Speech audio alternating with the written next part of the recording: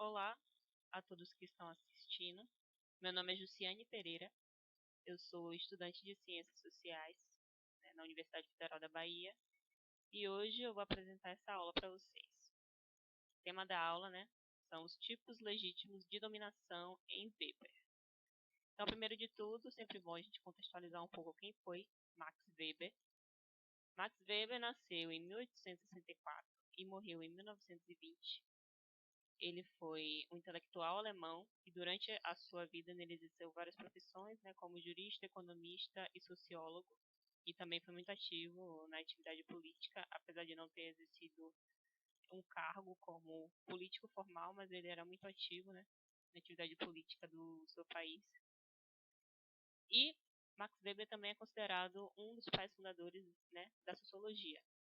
Ele sedimentou vários conceitos basilares, entre eles, sobre ação social, esse mesmo que a gente vai trabalhar hoje, que são sobre os tipos de dominação.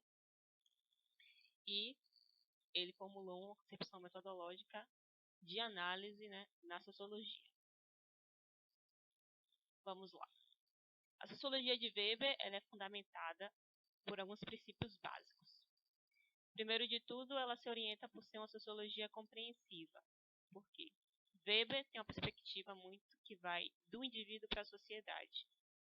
É claro que ele não ignora os fenômenos sociais como sendo fenômenos coletivos, mas ele prioriza a perspectiva de análise a partir do indivíduo, porque ele quer entender a motivação da ação social do indivíduo e o sentido que o indivíduo dá para a sua ação.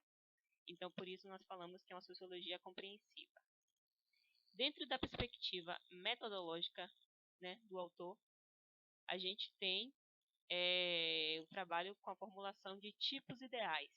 E isso é muito importante a gente compreender para entender os conceitos que ele apresenta. Os tipos ideais é uma palavra um pouco difícil, metodológica, mas o método simplesmente é uma forma de compreender a realidade. Então, a formulação desses tipos ideais ajuda a fazer, a grosso modo, uma conceitualização exagerada de um conceito. Na realidade social, os fenômenos eles se apresentam de forma complexa e misturadas. Eles não estão isolados. Muitas coisas acontecem ao mesmo tempo. Mas, para fins de estudo, é necessário a gente fazer essa formulação de isolar um fenômeno social para tentar entender ele a partir de suas características. E aí uma outra questão.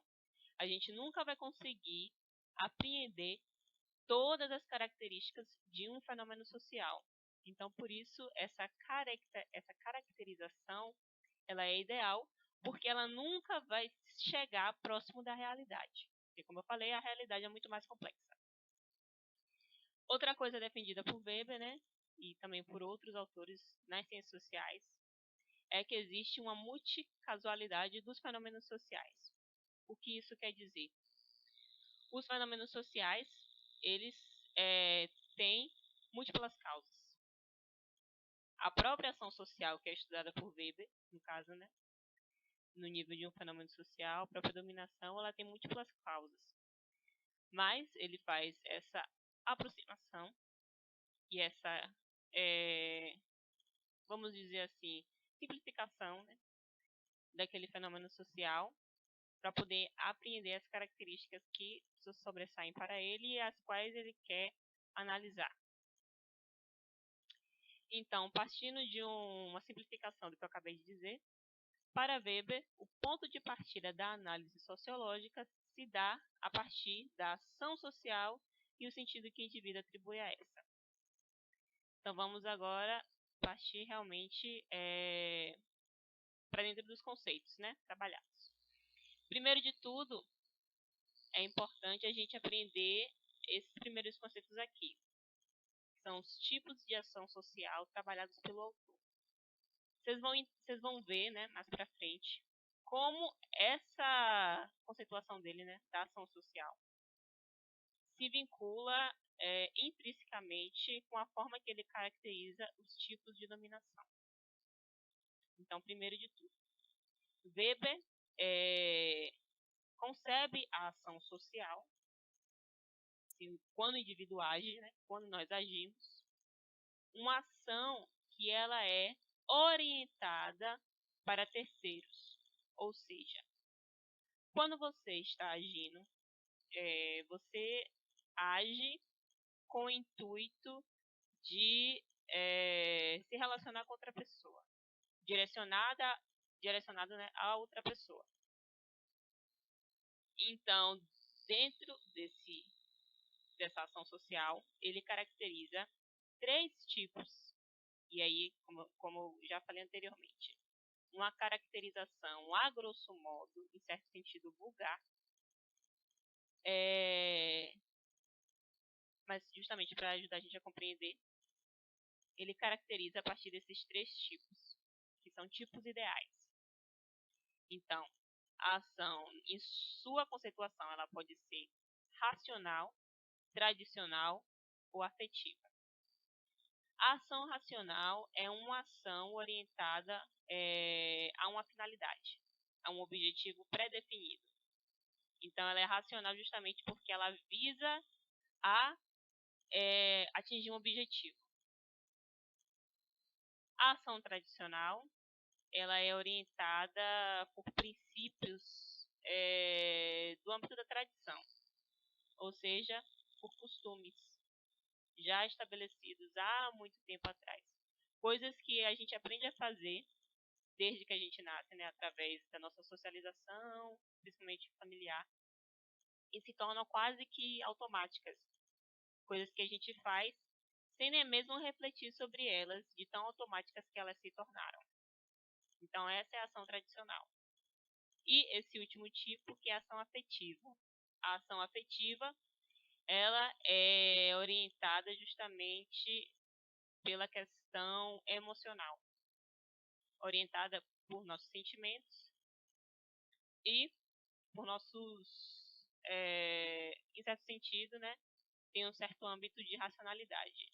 Irracionalidade, ao contrário da ação racional, que ela tem um fim pré-estabelecido, a ação afetiva, ela é orientada pelas emoções e por isso pode ter um nexo também de irracionalidade.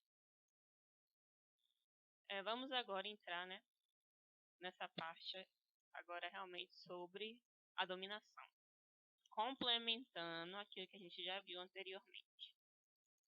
Então a gente vai começar aqui a partir de uma citação, né, do próprio Weber, ele falando o que é a dominação. A probabilidade de encontrar obediência a um determinado mandato, ou seja, a probabilidade de, ao se dar uma ordem para alguém, essa pessoa vai obedecer.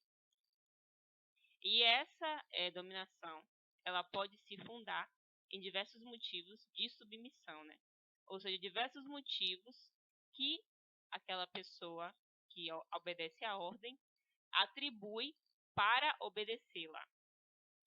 E, segundo ele, pode depender diretamente de uma constelação de interesses diversos.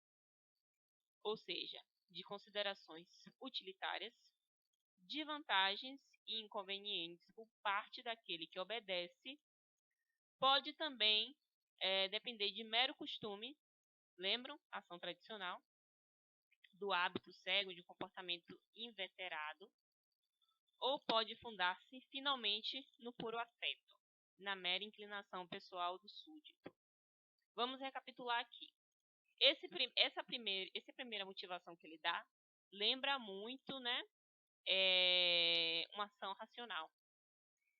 Pode depender diretamente de uma constelação de interesses, ou seja, de considerações utilitárias, de vantagens e inconvenientes por parte daquele que obedece. Ou seja, aquele que obedece faz um cálculo racional e obedece por conta justamente desse cálculo racional que ele faz, ou ela faz.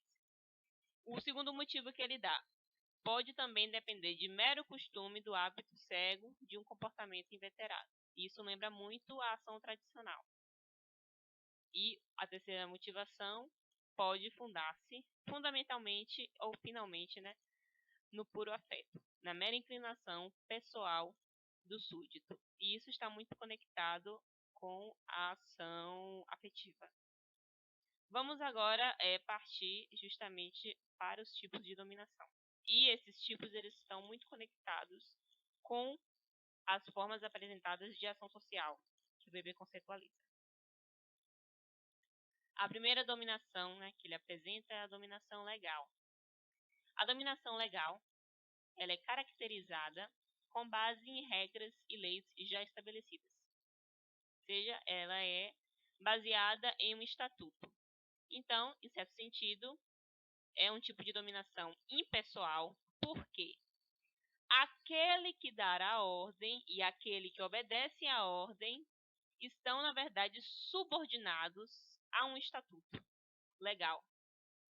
O que dá a ordem não dá a ordem porque quer dar a ordem. Ele dá a ordem porque ocupa uma posição de autoridade que lhe confere justamente a capacidade legal de poder dar essa ordem. Então, é muito mais uma organização hierárquica e burocrática. Então, como ele diz mesmo, todos esses dois, tanto o superior quanto o inferior, ou seja, quem dá a ordem, o superior, e quem recebe a ordem, eles estão subordinados ao estatuto, nessa ordem hierárquica burocrática. Os tipos ideais em que esse tipo de dominação ele se expressa estão justamente na Constituição do Estado moderno, a sua máquina administrativa, né? E a gente tem aí os órgãos como prefeituras locais, como o órgão administrativo executivo da Presidência da República, enfim, vários órgãos que funcionam a partir desse ordenamento burocrático. E um outro exemplo que ele dá também, em que essa forma de dominação ela se expressa, é a forma de relacionamento que se dá dentro das empresas capitalistas, ou seja, a forma de vinculação daqueles que são subordinados àquela empresa e o seu dia a dia de trabalho se expressa dessa forma, ou seja, todos aqueles trabalham conforme um posicionamento hierárquico, os empregados, você tem os chefes, supervisores, e todos eles atuam conforme um estatuto.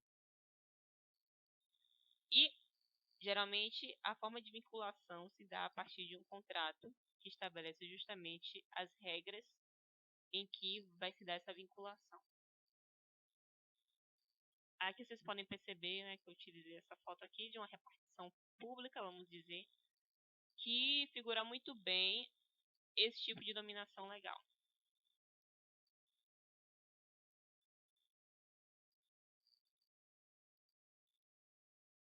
O segundo tipo de dominação é justamente a dominação tradicional. Ou seja, assim como a ação social tradicional, a dominação tradicional está fundamentada nos costumes já há muito tempo estabelecidos e que não são questionados. Então, isso se dá muito frequentemente em uma organização social estamental, em uma sociedade estamental, por assim dizer. O que é uma sociedade estamental? Uma sociedade estamental é uma sociedade na qual o indivíduo nasce e morre na mesma classe social, na mesma posição social, né? No mesmo grupo social. Diferente da sociedade que é contemporânea, que é uma sociedade de classes, onde há alguma janela, né, de mobilidade social. Seja você pode mudar a classe da qual você é originário. Tanto ascender como decair também. Mas geralmente há mais chance, depende. Enfim, esse assunto para outro momento. Enfim. Esse tipo de dominação tradicional, ele também é muito caracterizado, né? Geralmente por ser uma dominação baseada num patriarcalismo, ou seja, um tipo de ordenamento em que o homem exerce sua autoridade máxima, ele que é a autoridade de ordem mesmo, quem dará a ordem, justamente por conta desse estabelecimento tradicional. E os tipos ideais, ou seja, os tipos comuns em que esse tipo de dominação eles se expressam, estão justamente dentro da autoridade familiar, ou seja, a autoridade em que os nossos pais têm, né? Desde que a gente nasce, a gente é ensinado justamente a respeitar e acatar as ordens, tanto dos pais, mas também de forma mais generalizada dos mais velhos. E isso se dá justamente com base em um costume tradicional. E, de forma mais sistematizada, as monarquias absolutistas, elas eram predominantemente orientadas por uma forma de dominação tradicional, porque os reis estabeleciam o seu domínio já de muito tempo atrás, né? Desde que aquelas sociedades foram constituídas, eles estabeleceram o seu domínio enquanto uma figura de autoridade, e aquela autoridade ela não era questionada e o domínio do poder, né, passava de forma hereditária de pai para filho, geralmente o primogênito. Então aqui a gente tem uma foto, né, do Luís XIV, né, o Rei Sol francês, e a gente pode lembrar da monarquia francesa, né, do regime absolutista francês antes da Revolução, e que era justamente um regime caracterizado por essa forma de dominação tradicional. E até no certo tipo autocrático, porque essa forma de dominação tradicional ela pode se tornar uma dominação autocrática também no sentido de que a dominação daquele indivíduo ela não é questionada e não existe, assim como na dominação legal, não existe um estamento, né, um regulamento que estabelece quais são os limites em que aquele indivíduo pode atuar, no sentido de quais são os limites da ordem. Não, o poder do rei muitas vezes é o poder soberano, então ele pode fazer tudo que bem entender. E aí o limite muitas vezes é o sadismo da pessoa. O terceiro tipo de dominação, né, é a dominação carismática. E esse é o tipo de dominação mais instável. E por quê? Porque a dominação carismática ela é fundamentada unicamente nas capacidades sobrenaturais, né, extraordinárias daquele indivíduo que se destaca, e por ter essa capacidade extraordinária, que pode ser, né, a oratória, a coragem, uma capacidade intelectual elevada, enfim, expressa uma habilidade, né, uma certa habilidade que se destaca em relação aos demais e que faz com que se torne uma figura de autoridade. Esse tipo de dominação tende a ser muito personalista porque está justamente baseado na figura de um líder e tem um aspecto de estabilidade muito grande porque aquela pessoa só exerce sua dominação enquanto provém dessas capacidades, né? Enquanto tem essas capacidades, enquanto tem elas reconhecidas perante o público ao qual ele exerce domínio. A partir do momento em que ele não tem mais controle sobre essas capacidades, perde o domínio. Os tipos de lideranças e os tipos de dominação considerados ideais para Weber, que expressam esse tipo de dominação carismática, eles são justamente a liderança do profeta, do guerreiro herói, justamente por se destacar por ser uma figura heróica, e do demagogo. Esse tipo de dominação ele está muito relacionado com fenômenos sociais contemporâneos como o populismo, que é justamente um fenômeno social, né, um fenômeno político, no qual uma liderança política se destaca por sua capacidade geralmente oratória, por seu carisma, por sua simpatia. Ele conquista, ou ela conquista o público, ou conquista os eleitores, enfim. e por deter essas capacidades que mexem muito, né, com o emocional das pessoas, se torna uma figura adorada e pode ascender a partir dessa liderança que exerce cargos de poder. Enfim, isso não é muito familiar, né, gente? Por último, né, gostaria de relembrar só algumas coisas, né? Como eu falei anteriormente, essas formas de conceitualização nas quais o Weber trabalha é uma forma de conceitualização a grosso modo, de tipos ideais. Essas formas de dominação, elas não se apresentam na realidade de forma separada. Elas se apresentam, podem muitas vezes, uma dominação, ela pode ter mais de um elemento e ter esses elementos justamente misturados na forma em que aquela dominação é exercida.